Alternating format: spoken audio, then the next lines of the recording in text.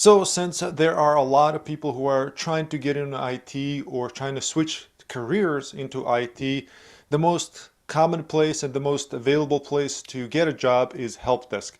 And for this reason, I'm going to start this new series of working help desk tickets. All right, let's see what we have available.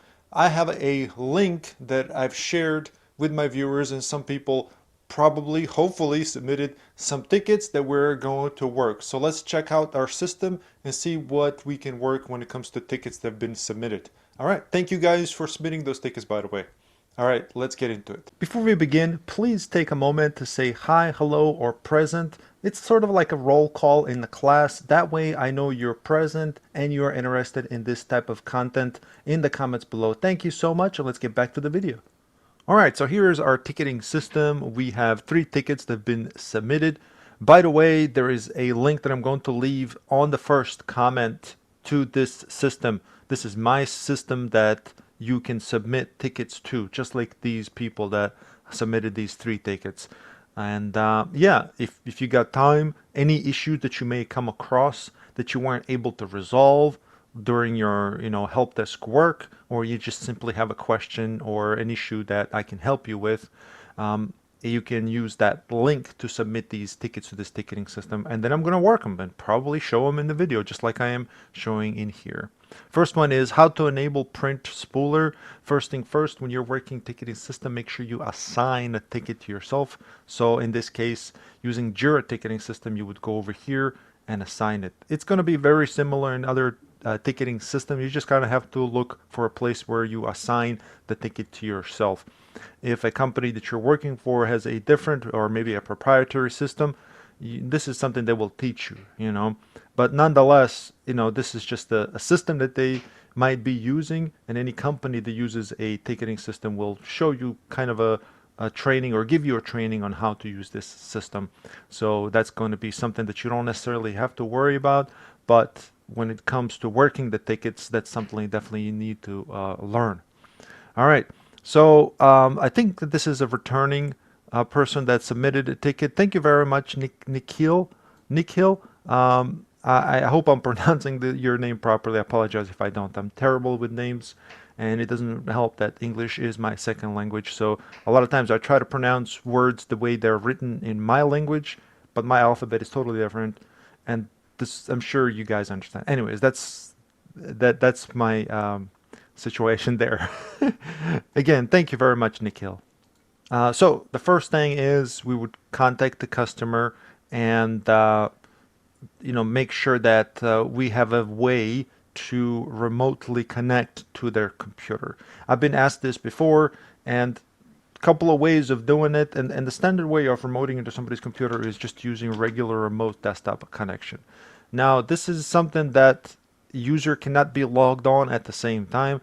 So if you're connecting to them using Windows remote desktop connection, it's going to kick them out. It's not going to work. So you can only remote into a system with a single user. You can't take control of an existing user that's on there, like existing session, if you will. So you cannot fix it remotely otherwise. So you have to use something else besides this.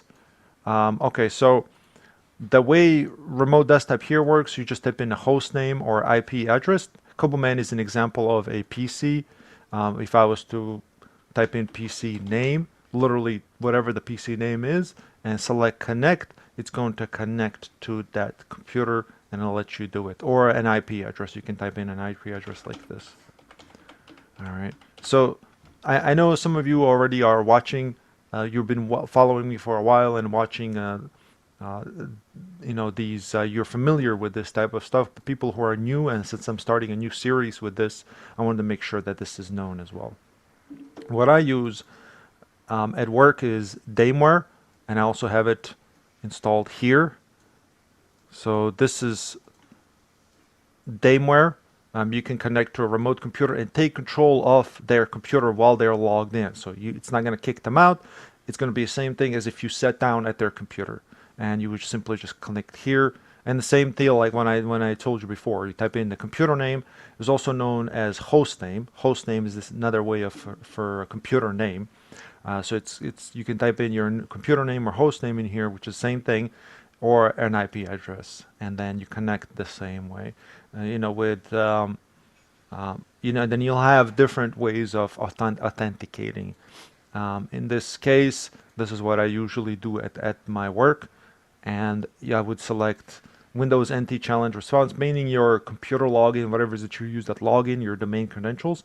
And whenever I'm remoting in, I just select this use current login credentials, so that way I don't have to type it in. So if my login is, let's say, Koboman, and the password is, I don't know, password 123, which is a terrible password, I would fill this out and domain and all of this stuff. But what I usually do is just select this because it's the same credentials as I'm using for my computer.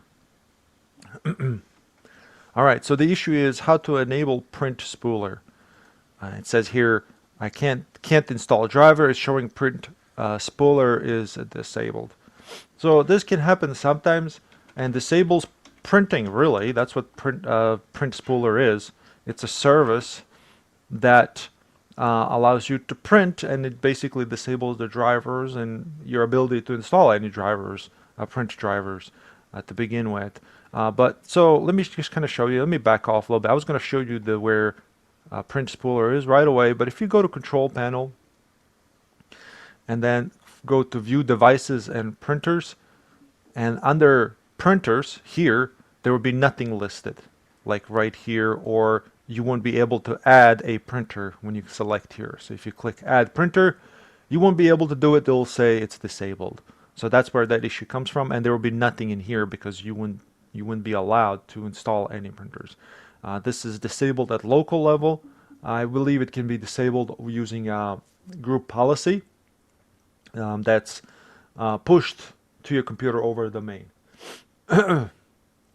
So to enable print services, so again, this is something that allows for printing to work to begin with. You would go under services. You would search for it in services. So you type in services dot MSI, right? Dot MSI, and you will get this service. This is not the same services that it's found in Task Manager. This is a system services. This is entire system services. There's another services in Task Manager. So this is Task Manager, and you go over here. These are services that are only running for the person that's logged in at this time. Now you want to go to entire computer, entire system services, and here it is. And here we're going to look for print spooler, and here it is. In this case, it's enabled, and it's set to automatic. But if it's disabled, you can simply select the start, enable, and change it to start automatically. So you would just make sure that this is where you would enable it. For me, it's grayed out right now. I think the issue is either I forget whether I'm logged in as administrator in this computer right now. I don't think I am, and I think that's what the issue is. Let me see here. It's a good point, actually. Services. I'm going to right-click it or select Run as admin. Well, let me see if I remember what my admin password. This is not one of the computers I use all the time, just for this. All right. So now I got services open with administrator credentials, which is a good point that you can't make any of these changes unless you're administrator. And then I'm going to go find print spooler. I'm going to double click it. And now I can make changes to it. You see, I can set it to manual, automatic delayed start. I think that just means that it's, it starts later. I don't know. So, or you can disable it. If anybody knows exactly what delayed start means, I don't know. To me, it just means it starts later. Okay, whatever. So, but usually this is set to automatic, so you want to set it up to automatic. If it's set to disabled, then it won't work, obviously. So you want to make sure it's set to just regular automatic. Click OK and apply, and then OK. And that's how you do it. So after talking to the customer, you would basically talk to them and let them know that this is what you're doing, and that you found this issue and that you've enabled it, and now you can install printer drivers for the new printers. Now you can install the new printers because the service that controls printing is now enabled. But you want to, depends if you're talking to customer directly, you don't have to reply to customer where it says here, if you can't get a hold of them, you would basically say, hello, this is, and then type your name. My name is Irvin with PC support. I can help you with printing issue. Can you please send me your computer name? I usually say computer name to users because it's easier to understand. If you say host name, well, what is a host? Then you have to explain to them what a host name is. Say computer name or IP address. And then most companies have an easy way to access computer name. Be like usually icon with the system information, or I don't know, maybe there's like a sticker on the computer or something with a computer name or something like that.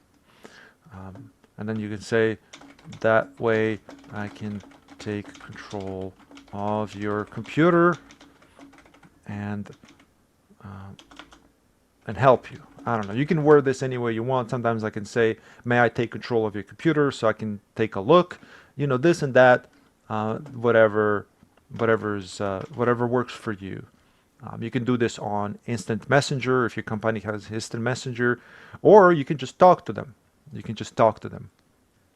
Call them on the phone if there's a number. So since I've already fixed it, I'm going to say enabled printing on the computer. Some companies want you to be specific of what you've done. In this case, you can say, in my case, I'm just saying enabled printing on the computer because customer may see this, or a manager that may not be an IT guy see this. Oh, he's just enabled printing on the computer, and that's that. And then you can say tested printing with user. It's something, if you really want to go that step ahead and want to make yourself more known to your managers, or make sure that you're basically good at help desk, I would go test further and make sure that they can install the printer for them and test it with the user, make sure it works for them. So that's what I would do. But yeah, your company might ask you to leave a technical note in here, which you can do again. You can just say enabled print Spooler to resolve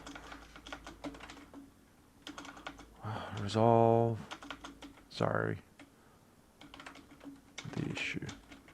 My brain just, as they farted, like, I stopped working for a second.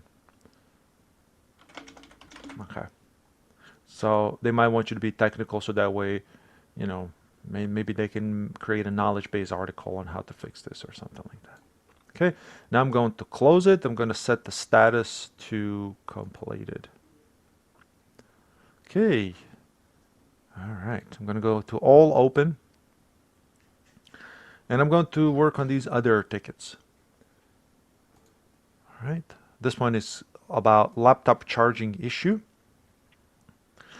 I'm going to try to pronounce your name, Archana Singh. Archana Singh or Archana Singh.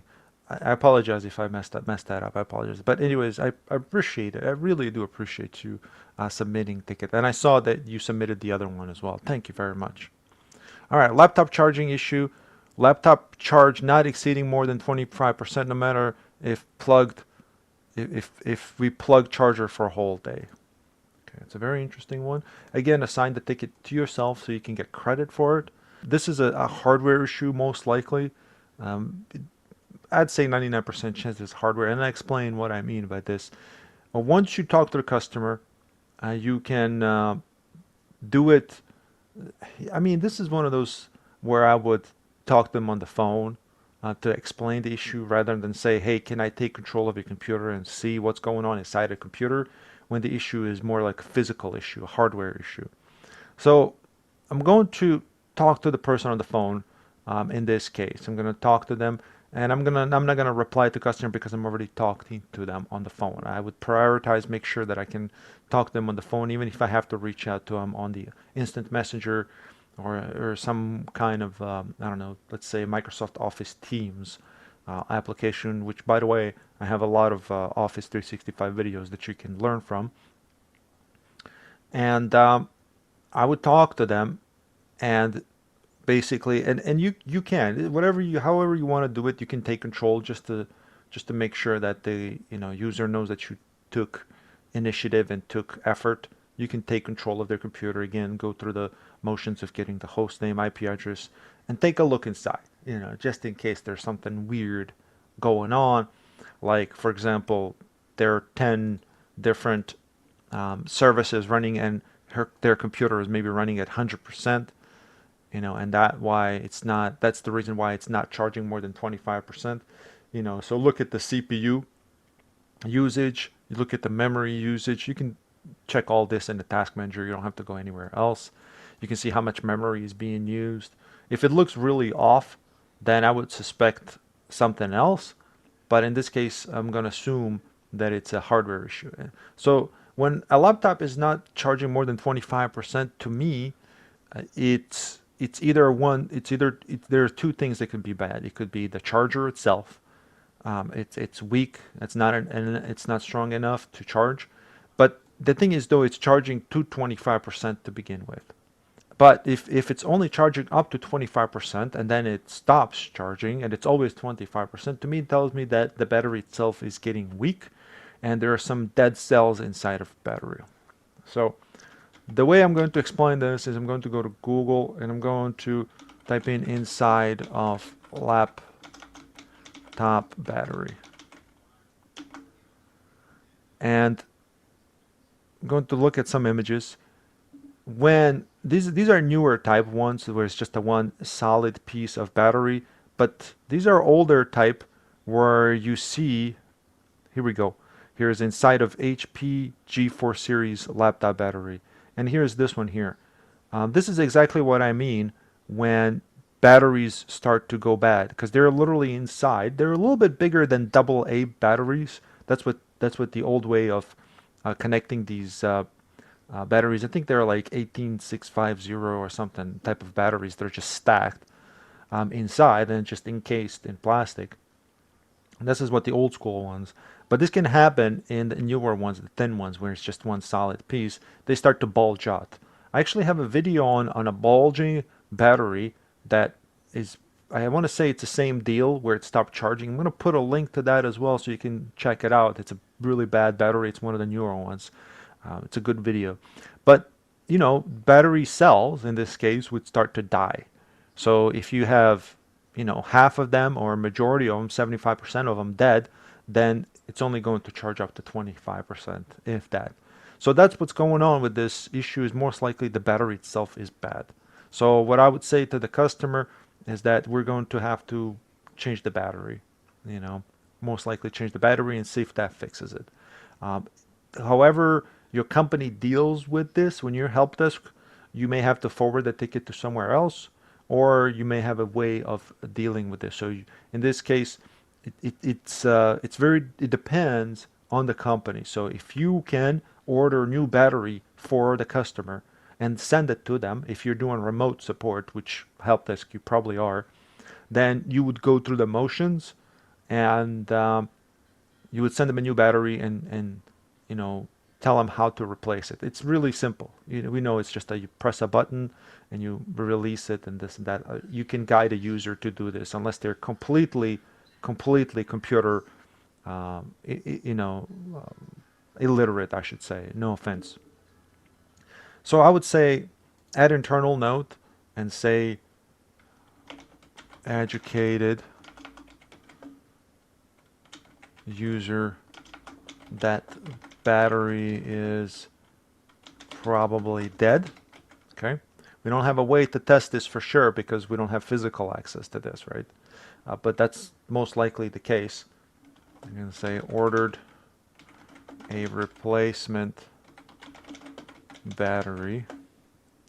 A replacement battery on user's behalf. Provided instructions. Sorry guys, I can't spell today. Provided instructions on how to replace the battery when it arrives. And you can tell them we know once the battery arrives and you still don't know how to do it, just call help desk. Call help desk, and then we'll help you. So that's what I'm going to do with this ticket. I'm going to order a new replacement, and if they need help with that, then we're going to see if that works. Hopefully, I mean, I don't know. It depends. If you're like a desk side type of technician, you can do this for them. You can see if it actually fixed it, and this and that. Which, by the way, I suggest if when you get into help desk, you might want to look if you don't like, if you happen to do not like help desk, if it's too much for you, you can always try to do a desk side type of a job, which is the best type of tech job in my opinion. So I'm going to mark this as resolved, and I'm going to move on. All right. All right. From same person, again, thank you very much. It says dual monitor support issue. I don't know. I wanted to say somebody asked me this. I don't know if it's the same person that asked me on YouTube the same question, but it doesn't matter. We're going to go over it again because we're doing it for the video. It says dual monitor setup issue. Dual monitor setup by using docking station. All wires are connected correctly, but still not working. How to troubleshoot issue remotely. That's a great one. But first thing first, we're going to assign the ticket to myself. And this is going to be a combination one. You're going to have to take control of the user's computer. So again, go through the motions where you get the host name to connect, the computer name to connect to their computer. You're going to have to go inside of that computer and check settings, check their monitor settings to make sure that they're set up correctly. Sometimes you can have a disabled monitor. All right, let me see what I have here. I'm remoted into this computer, so it's not going to show me display resolutions. All right, so I actually went ahead and connected a second monitor. So this is me in the future, maybe like 2 minutes in the future. So this is on my main computer. I went ahead and connected the second monitor. You see how they show up here? Let me go scroll up here. So obviously make sure that they're enabled. Once you have them connected, make sure they're enabled. And this is, you can access this just by right-clicking desktop and going to display settings. If you have two monitors, they both show up like this. And so I have them disabled, and one of them is disabled. Let me see here. The first one here, when I scroll down, you can see that this one is a 4K monitor. You can see that the resolution is set up to recommended. By the way, always change it to recommended unless user wants something more specific. And you can see that right here it says show only on one. And the reason for that is that you can extend the display, you can duplicate these displays, or you can show only on two. So this is obviously an issue here. I've only got one enabled basically, but if I was to extend these displays, it's going to extend from 1 to 2. So if I scroll back up, it's going to extend from this one to this other one, which I am not going to do right now because I'm afraid it's going to mess up the recording, the video recording. I've had that happen before too. But yeah, you would enable that like so. You can also do Windows P. If you hold the Windows key and press P, you can cycle. You see that? I hope this shows up on the video. If you just hold Windows key and keep pressing P, you can see on the right that you can enable and disable, and this is a quick way of doing the same thing I just showed you, okay? And of course, once you enable the second one, make sure that the resolution is adjusted as well. Okay. Now to go back to this, to a specifically docking station, obviously, I know, it says here all wires are connected correctly, but this is something you have to check with the user again. Make sure everything is pushed in, make sure everything is screwed in tightly, make sure that everything's pushed in and clicked in, whether it's HDMI or DisplayPort cable, make sure it's pushed in all the way. All right, so let's look at the example of a docking station. And there are, you know, newer laptop docking stations are just the USB-C, and they look like sort of like a small brick, and you plug it in on the side into the USB-C, and then it just kind of extends. However, these are these are older type ones. So these are the predecessors of the ones that you just plug into USB-C, and it's like a little brick on the side. Those are the newer ones. This is the one before that, these type, and then we've got let's see, these are even older ones. These are really old docking station. Let me see if I can get a good picture of this to zoom in. All right. So yeah, this is the newest ones. Okay, this is the newest ones like this. You know, it's just a USB-C. You plug it in, and then from there you got display ports. You know, obviously make sure uh, that's connected. You see, you know, and then you get display ports, you get USBs, and this is how the new docking stations are. The older ones are, let me see here. I'm going to try to go backwards in generations if I can. Scrolling through these images. Yeah, here's a good picture. So going backwards in generations, so current is USB-C, this is the one before that. So make sure that the laptop itself is pushed in on top. Make sure it's clicked in all the way. Make sure it's clicked in. And there really isn't much else to it. Make sure that if it needs to be screwed in, make sure that these little parts, there's a little cable is screwed in onto this VGA here. If it has a DVI, the same deal. Make sure that it's screwed in. Make sure it's tight, not just here, but on the back of the monitor as well. And besides from that, and checking system settings, like I showed you already, there really isn't much else to do. Assuming everything is connected correctly, if it's still not working, then I would try to install a new display driver. Like for example, this computer has, I want to say Intel. Yeah, it's Intel. So it has Intel because I don't have a GPU installed in here separately or in addition. I would get Intel updated drivers if that's the issue. But for me personally, if you know, if this looks okay, if it looks like it's installed, then and it's still not working, then most likely it's the docking station itself that it's bad. So this would be trial and error type of thing. But if you know for sure, which may be hard to do with a user or customer on the phone, because you have to take their word for it, then if it's still not working, you know, and obviously make sure that the monitors are powered on, you know, everything looks fine. Make sure that when they power on the monitor, that they do get a message that says no signal or something like that. Just some indicator that the monitors are working properly. If all else fails, all the basic things fail, and in this case, you know, it's connected to the docking station. You can assume that it might be the docking station itself is bad, because I've seen this with these specific docking stations actually from HP. I've seen these issues with the docking. I've had a bad docking station, especially HP. I don't know about the other ones, but it just so happened that my company used HP. But I've seen bad docking stations with the exact same issue. But you can also, I don't know if your laptop might have two, you know, two display port connectors or one VGA or whatever. If you can connect it directly to the laptop, you can try that as well. And if that's not working, then you know it could be some kind of hardware issue. But this is where I would start and probably end up with a bad docking station. But it's there are questions that need to be answered and things that need to be troubleshooted without verification. All I can do is just kind of tell you the things you can check.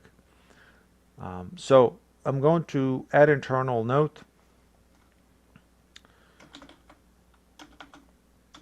User stated that everything is connected properly.